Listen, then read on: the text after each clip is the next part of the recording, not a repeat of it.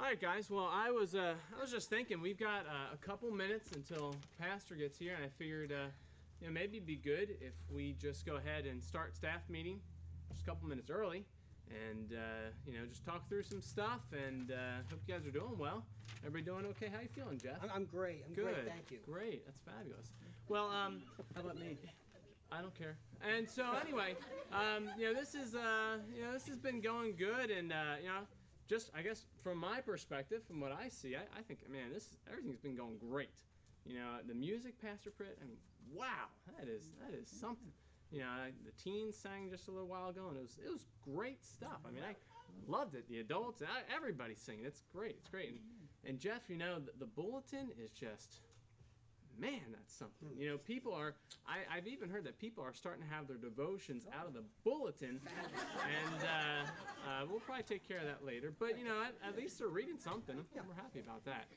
But, there is something, I know it's been a bother to Pastor, and I've noticed it myself, and maybe you guys have picked up on it too, but it seems like there's a lot of people every Sunday who are sleeping through the service. They're sleeping through the preaching, and I think that's a problem.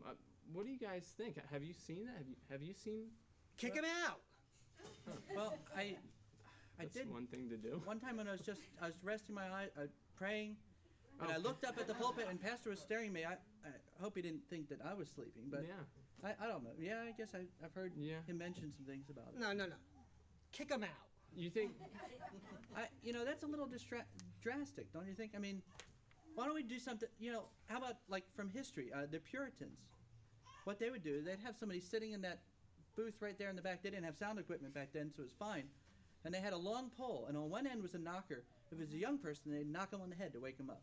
And they'd flip it around. The other end had a feather, and they'd just dangle it in front of the old people's nose and wake them up that way. Pastor Pritt, that would be a insurance nightmare. You can imagine somebody getting in their head and then they'd probably sue us probably. Well, we probably have to pay more in insurance premiums, but tell me a little bit about that. Who would actually do that? Who do you think we could get to do that? Well, I mean, we could get the deacons to rotate with that.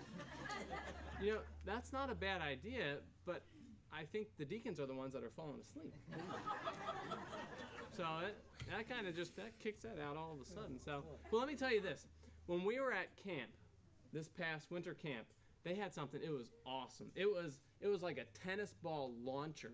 It was like, you could just shoot it, and that thing went flying across the gym. I mean, you could easily pick off somebody at just wherever they were. And so what I was thinking, maybe we could mount it over by Ebenezer and set that gun up there, and one of the pads, we could just boom, boom. I mean, and I'm pretty accurate, to be honest. Didn't you see what I said about the insurance issues?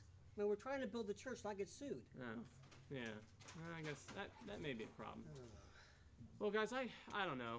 Well, I was thinking about something else too.